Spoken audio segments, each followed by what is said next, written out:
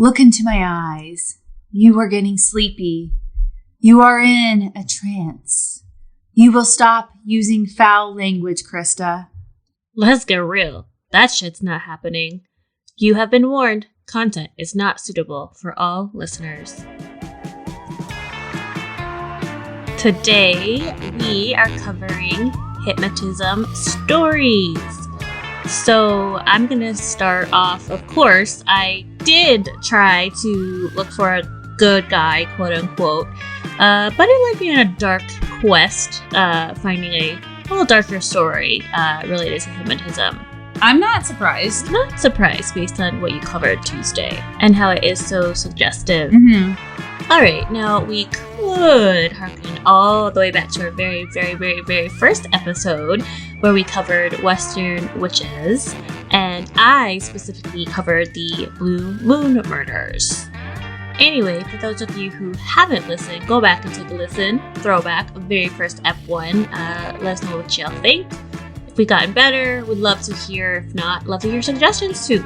But anyway, this very first story I covered. Again, Blue Moon Murders was for those of you who have not listened, Florida man situation. Mm-hmm. And that Florida man, again, was Donald Hartung Sr.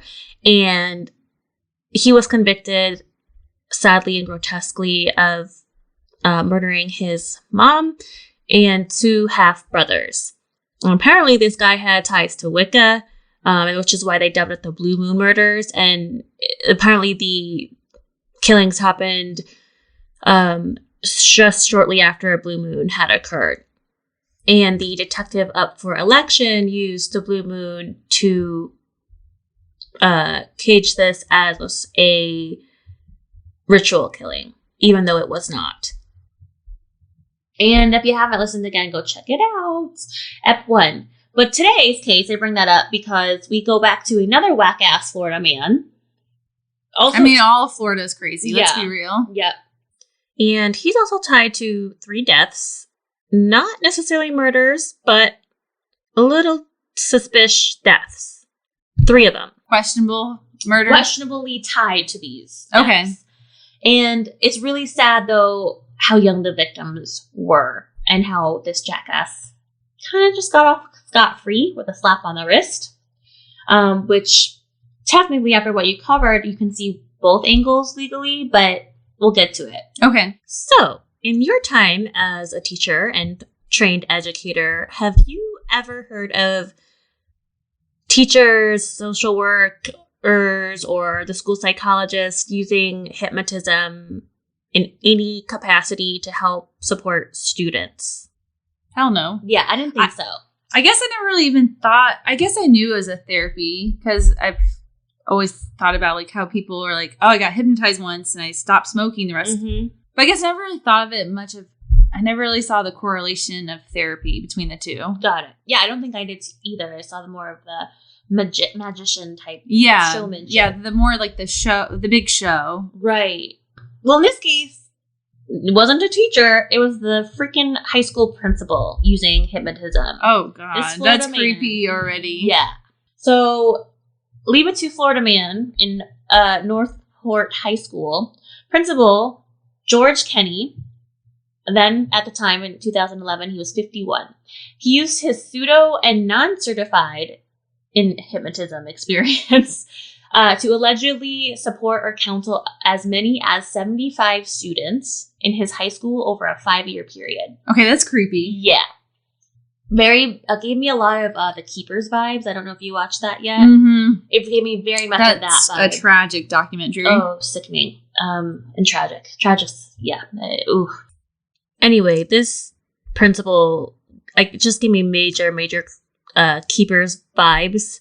Keepers, creepers, I suppose. But there was, in reality, there was no inklings and or indictments or accusations of sexual abuse or improprieties here. But I just got real weird vibes from this dude. High school or what? High school. Okay. Yeah, but it just reminded me of that because this man in power. How did he get away with it so long? You would think kids would go home and tell their parents what happened to them. Yeah, I'll tell you.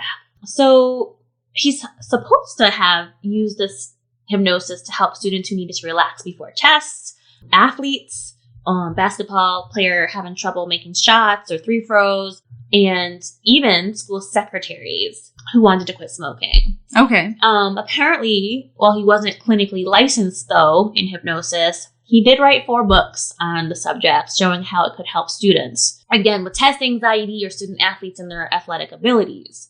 He did train at the Hypnosis Center in Florida and was a member of the National Guild of Hypnosis and the National Board of Hypnosis Education. Okay, so he studied it.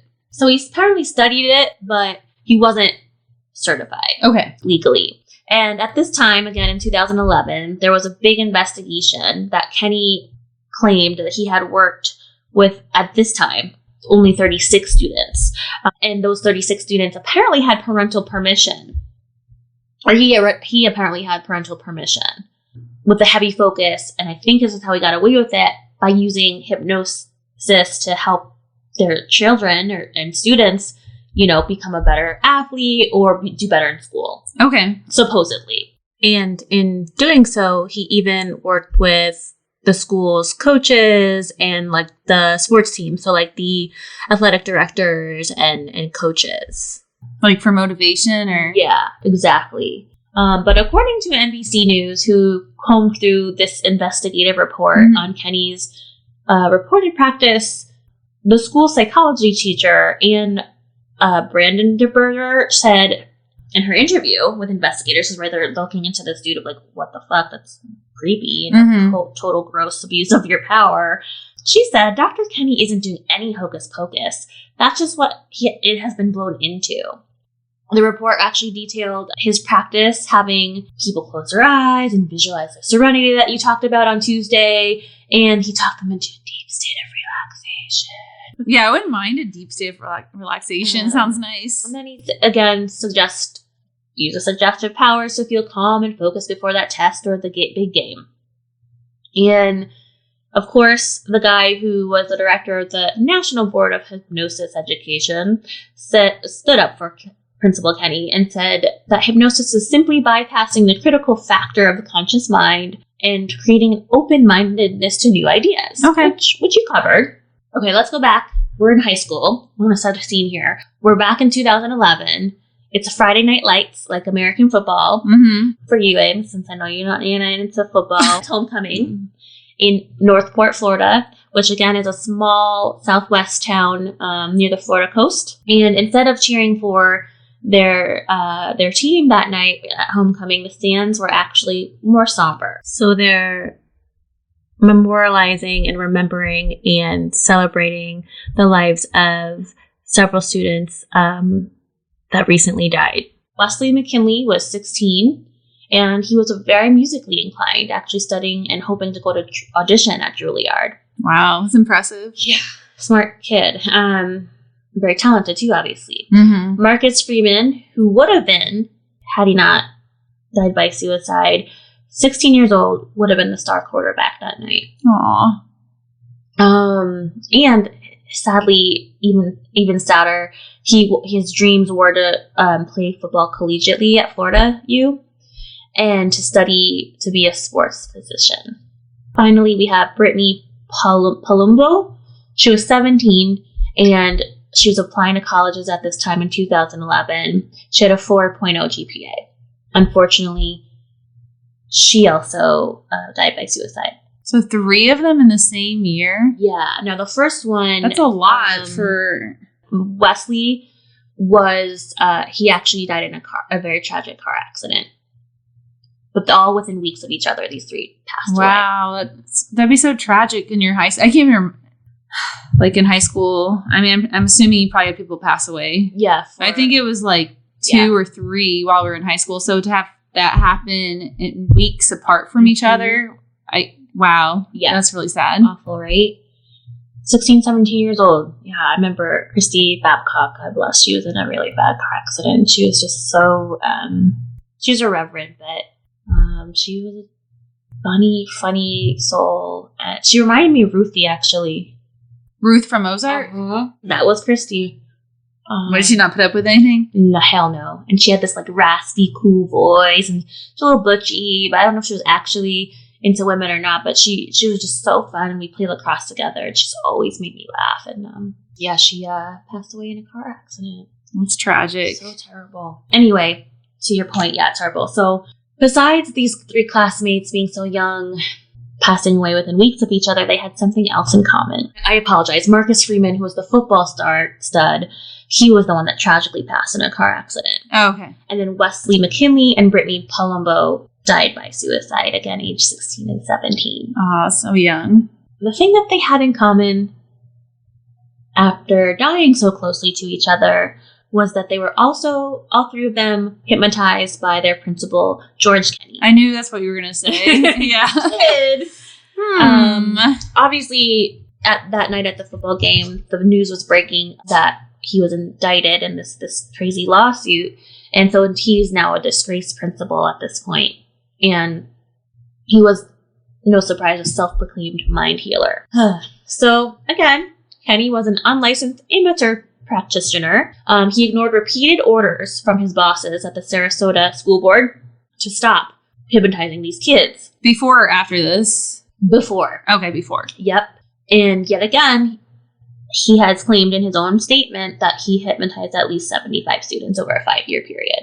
And that's his own admitting? Mm-hmm. So he's probably done more. I would think so. And at the game, again, we're kind of just, I'm using this football stadium as like a way to tell a story, or this homecoming game, rather, to tell a story. The stands were filled with the mourning and not cheers, but also a lot of chatter around Principal Kenny, because at this exact time, the families it was being discussed legally of a $600,000 wrongful death settlement. Against the principal? Against the principal. And he was still working at a school? Yep, at that time. Yep, he didn't retire until 2012. Oh, he retired, so he didn't get fired? Oh, yeah. Oh, we got more on that bitch. Okay. Yeah.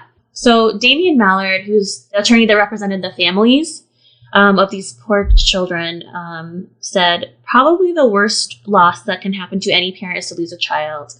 Obviously, we can't even imagine. Especially needlessly, because you had someone who decided to perform medical service on kids without a license. He altered the underdeveloped brains of teenagers, and they all ended up dead because of it. End quote. Which sounds very harsh, but... I have a question. Does the car accident have any correlation with this situation, or are you just saying that's another freak accident that happened on top of this? So... I'll get into it a little later, but technically, Principal Kenny's lawyers are claiming that they were all just random coincidences.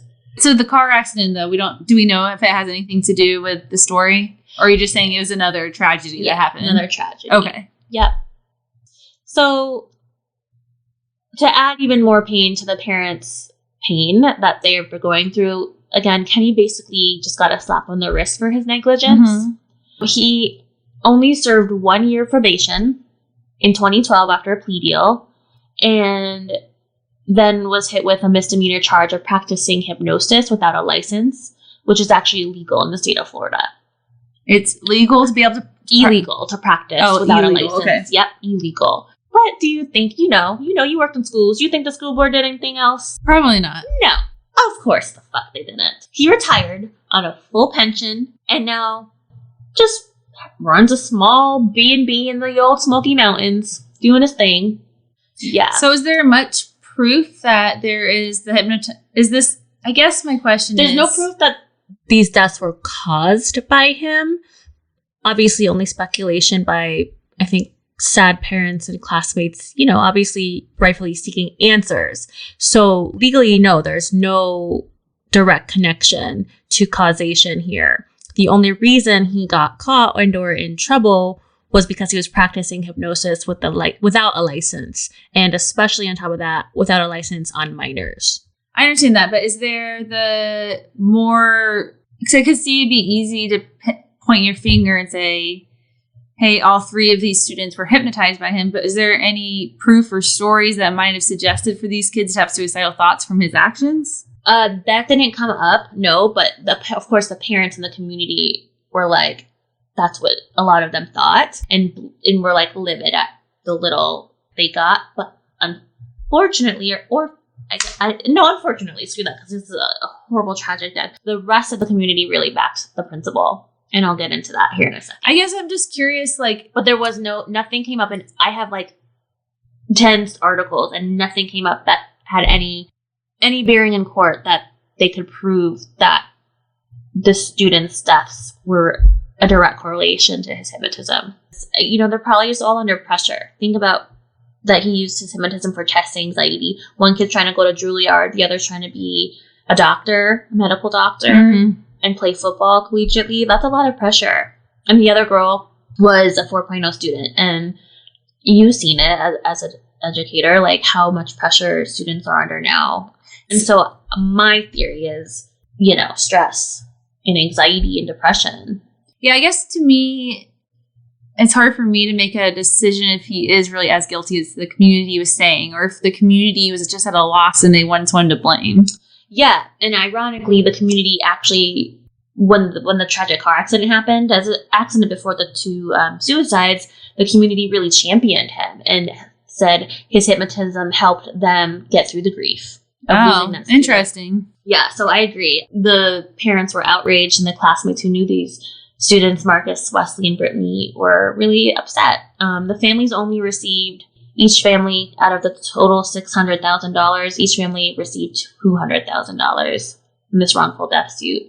And that was because legally shouldn't have practiced hypnotism on the students. Yep. Okay. Yep, exactly. And I can't even imagine. But before these teens took their lives, again, Kenny had been warned by his supervisors, so he kept doing it. To your earlier question, he was warned several times not to do this because he didn't have a license or didn't get necessarily express written parental consent. Yeah, I was going to say, you'd have to have parental consent before you do any type of therapy or practice any type, practice any type of therapy with a minor. Exactly. I think that's, to me, is the bigger story, because I think I'm questioning the deaths if they really did have correlation, or it's just like tragic events happened somewhere where a principal was doing questionable things. Yeah, and that's probably more likely, unfortunately. And according to Kenny's attorney, again, the deaths were all tragic coincidences. However, in the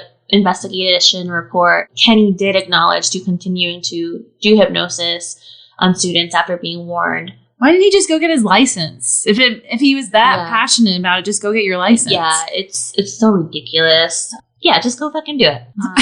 I mean, if you want to be a hypnotist, go get your license and you can practice it. Probably get paid more than a principal, actually. Probably. But whether or not, again, the deaths were linked to this hypnotism, they're still incredibly tragic, obviously. And Kenny, like I said earlier, he still got support from some parents and community members. And some of them even had, he had 2, Facebook pages to support him. And one with almost 2,000 people saying, hey, it's all just him being a witch hunt type of shit. This support came largely because they thought he led them through a time of grief in March when the terrible car accident happened. And it's just interesting. Regardless, he resigned in June 2012, scot-free basically, with getting away with just 2 misdemeanors, again, including practicing therapeutic hypnosis without a license. And the Florida Department of Education pushed him up to give up his teaching license in 2013, and he cannot apply for another. Well, he's already retired, so it's not like that really matters. Fucking full pension. And like I said, he now operates a lakeside B&B in Waynesville, North Carolina. Okay. The end of that very tragic story for those poor students. And as you were questioning and as you mentioned, when I was researching this, I too was like, what could this be in a court of law? How could they prove it? Or that this hypnotism caused these 3 deaths? There's no there for the linkage of the deaths and the hypnosis. Yeah. Because you can't even really prove that anyone's ever been hypnotized. Right. Yeah. And I'm going to talk about that at length in my story for sure. Okay. Well, God bless the parents there and all the community members and friends of these students. Because it would have been, 10 plus years later now, 11 years ago. Because I don't know. I just got really upset by it because of the whole suggestive power and the people in power. And my mind went straight to the keepers on this. And that's where I was like, ooh, there's something fishy here. I don't like this. Well, I think we've talked about this, like a common theme in our podcast is like people who have power are usually the ones who are the biggest manipulators because they have that position of power to take advantage of people who are not. Right. And they use their platform and not to like spread good. And you think being a principal, that's what you would be there for. You know, maybe in theory he was and thought his hypnotism really was helping these athletes and students excel in academics and sport. But I don't know. I just got like the grossed out vibe. And maybe that's fair or not fair to him. I don't know. But I was sensing, my intuition picked up on like something not right there. No, I definitely think so. And I think if he was asked so many times not to do it, why didn't he stop? Right. So I guess that's the part I take away. And I would like to know, I wish there was more. Obviously, we don't know the details, but it'd be interesting to know them. Yeah. There wasn't much. It honestly only focused on these students' deaths and both lawyers, you know, points of view. And I think that's largely because they can't prove it, right? There's no linkage. So there's no there, like I said. So yeah. Good job. Thanks. It was a good story. Thanks. Looking forward to hearing yours.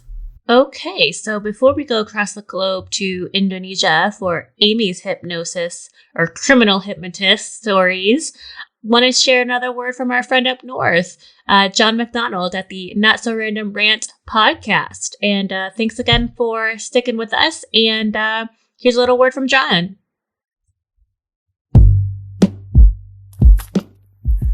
How you doing out there, everybody? This is John McDonald in the Not So Random Rant podcast, where I'm going to share some of my random thoughts, rants, general nonsense, but sometimes useful information for your listening entertainment. I hope you enjoy and have a beautiful day.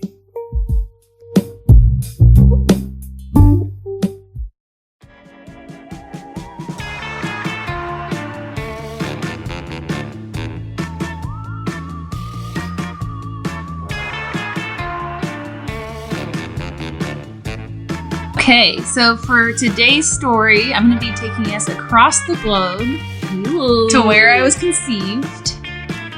And I lived for the first few years of my life. I don't remember, which makes me really sad, but we are the story. I have one of your pieces, I think, right? Isn't that from Bali? Or is that from England? It's from England. Oh, darn. I'll take it regardless. Yeah. So my story takes place in Indonesia. I said Bali. My bad. Indonesia. Well, Bali's part of Indonesia. Okay. Yeah. Thank you. It's one of the main... It's like probably a big tourist destination. Okay. And in Indonesia, it's not uncommon to hear about crimes that are being executed through hypnosis. Wow. Yeah, the story is crazy. So, okay. Tell me. I'm mind blown. So most of these stories have a similar theme, and the theme is a victim describes being hypnotized and then handing over all their prized possessions to the criminal. So that's a common theme of these stories. Okay. And this doesn't only happen in Indonesia. There's stories of this that have gone rampant in Malaysia as well. Your arms look really good right now. Sorry. Shout out. Oh, thank you. I'll take the arm flex. Flexing a little bit. Looking good. I'll take it. Giving her some credit. She's been busting their ass. Malaysia is Indonesia's next door neighbor. Okay. And the government created a video which served as a public service announcement for how citizens can avoid being a helpless victim and how to avoid being hypnotized by criminals. Jesus. Yeah. That's like a real serious problem. It's crazy. And I'm going to show this video in a minute, but I'm going to describe it for everyone listening at home. It starts with a woman pulling over and asking another woman for directions, which immediately is very weird because the woman who's in the driver's seat, right, there's a person on the sidewalk. She's pointing at her phone like a map app, right? And she's like, how do you get to this place? Even though she literally has the map app in her hand giving directions. Like, they didn't work on their advertising campaign. Yeah. Regardless, the woman starts to talk to her and help her. And then the woman touches the woman on the sidewalk. Oh, no. So there's a woman in the car. And when she touches the woman on the sidewalk, the woman in the video all of a sudden appears that she's in a trance. Almost like she's drugged. And she looks at her and kind of like, you can see like kind of reality is fading. Mm-hmm. The woman in the sidewalk jumps in the car with the lady who's driving, right? Mm-hmm. The driver then drives the woman to a bank, and this woman walks in a trance, empties out all her money, and hands it over to the woman in the car, and the woman drives off. And at the end of the video, this is their public service announcement that's like a commercial that's playing, right? The whole country. Oh my They God. say the following: do not engage in extended conversations with strangers. Oh, good. Awesome. It's basically stranger danger. Okay, yep. That's what I'm picking up. Yeah. Keep your distance from strangers. Point persistent strangers to the nearest police station. Oh, they're just criminals are going to walk themselves right to the police station. Hey, you seem a little suspicious. I think you should go to the police station. Oh my God. Note down the suspect's license plate number. Walk away from the scene immediately. Always be aware of your surroundings. Okay, so I got to show you the video because it's pretty funny.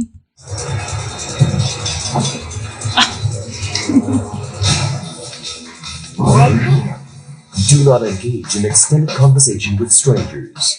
Keep your distance from strangers. Point persistent strangers to the nearest police station.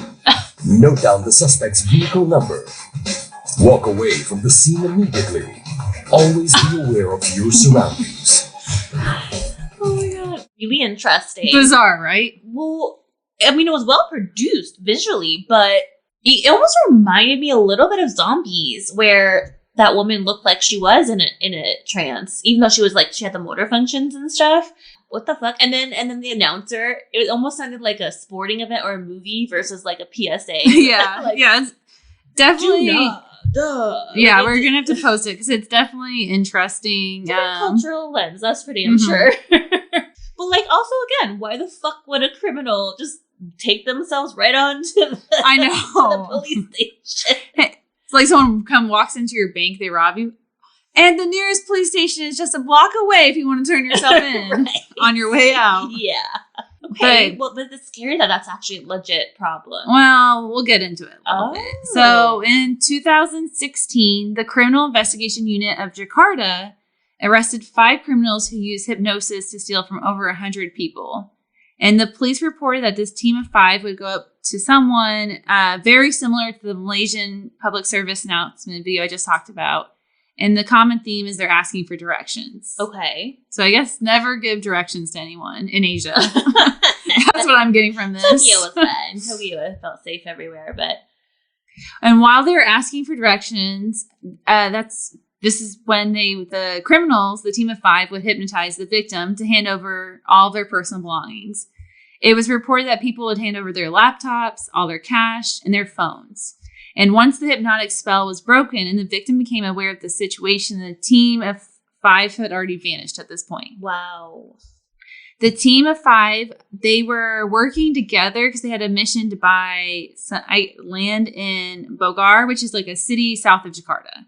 Okay. Couldn't tell you anything And about Jakarta's it. the capital, right? I think. Yes. I know it's a big city, but Yeah, and so I couldn't find an update on the verdict if the people were arrested when the article was written. I was like trying to look into it. I couldn't find it. But when the article was written, they were saying they were facing up to 4 years in prison. And then in 2019, 3 Indonesians were arrested for a failed attempt to hypnotize and rob a woman. The woman, I don't know how to say this, Herlina Watsi, was traveling home when 3 men approached her. One of them tapped her on the back, and that is when she was hypnotized and followed the men and got in their car. Before she entered the car, they had her hand over her 2 gold rings and her watch. They told her they would return her belongings, but she first needed to give them directions to drive to her house. oh no. And this is when she... Second location, baby. Yes. Oprah. Yeah, and so she takes them to their house, and the plan failed because when they entered the home, her kids were at home, and one of the kids actually tapped her, and she was no longer in a trance. Realizing what happened, she screamed, kind of like, why are these weirdos, or not weirdos, strangers, criminals in my house? And she immediately contacted the police. And from her being interviewed by the police, giving a description, they were able to track them down and arrest them. Wow. And another similar story that happened in 2014 resulted in what they call the Hypno Sisters to be arrested. The Hypno Sisters were made up of 4 women, and they would often tell ghost stories to scare people into giving their belongings. Oh, that's kind of fucked up. Mm-hmm. Each Hypno Sister had their own role in executing the crime. One was to find the perfect victim. One was in charge of hypnotizing the victim. One was in charge of driving the runaway car and just driving in general. And the fourth one would act like a fortune teller. So when the allocated hypnotist sister had picked the perfect victim, they would start out by having them hypnotized. Then they would drive the victim to another location where the rest of the gang was waiting. The fortune teller of the group would scare the person by telling them that they had a spirit trapped inside their body. That's so fucked up. Especially for believers like me. Hell no. The fortune teller would convince the victim that at some point that they had stepped in someone else's blood who just recently died of an accident. Oh my god, oh my god, oh my god, oh my god. What? That's just cruel. And the person who died in the accident was haunting the victim. Okay. And they need to cleanse their spirit. If the victim wanted to help with this, so they're hypnotized while they're telling them all of this, and not to be haunted forever, they would need to pay the group through giving them their expensive personal belongings, like pay it forward. Oh my god. Fucking con artists, man. But similar to my last story, the Hypno Sisters ended up getting caught in a very similar fashion. So a lot of these stories have a lot of the same trends. The gang was, the Hypno Sisters were dropping off one of their victims, and supposedly the hypnosis had worn off before they were able to flee the situation. Okay. The victim came to, no longer in a trance, is holding an empty plastic bag. And it has 3 water bottles. I don't know why. They must have given her some water. She screamed her head like bloody murder. And she realizes that the plastic bag that she had in her hand originally was the bag that was full of all her expensive belongings, like all her prized possessions. But they traded her the bag, the plastic bottles, for all her expensive things. Wow.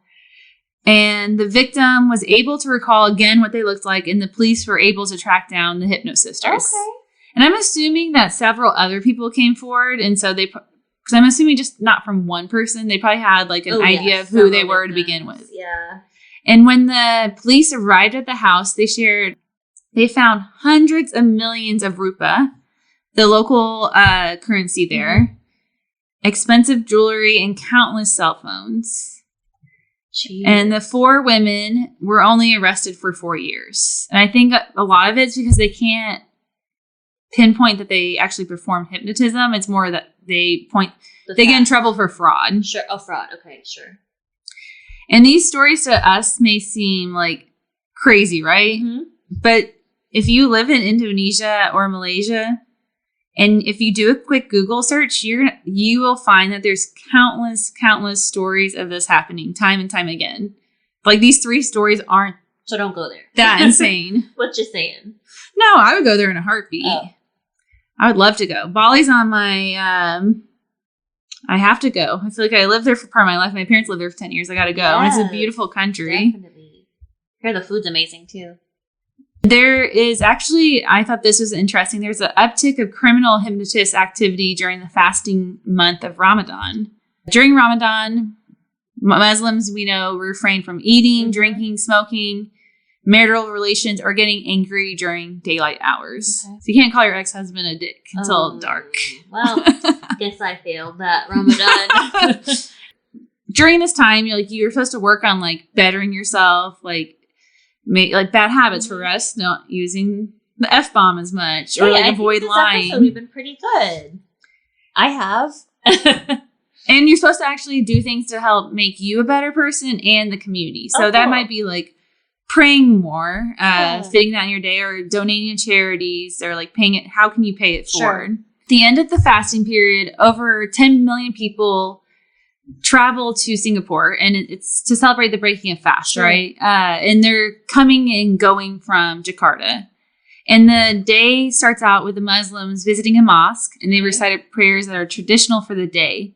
And it's usually traditional people at this time, they ask for forgiveness for any wrongdoings they might have done, or like maybe people they're associated with that they love. So like Maybe if your dad like stole from a local bakery, you would ask for forgiveness then for anyone you care about. Gotcha. And after this, a festival takes place, and that's where they celebrate. And most importantly, you get to eat and lots and lots of yummy food.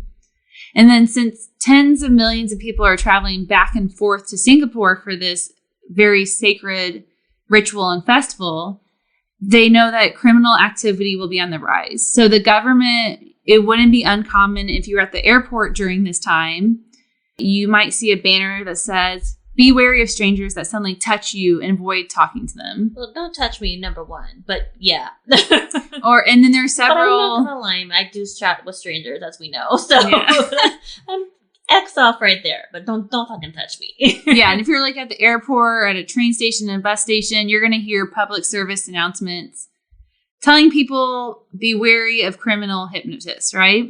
And because all these stories, I mean, obviously seem insane, right? Mm-hmm. Like, what is going on? Well, especially since you said you can't just touch someone. Exactly, yeah. I'm going to kind of well, no pun. I didn't mean that pun. Ching, ching.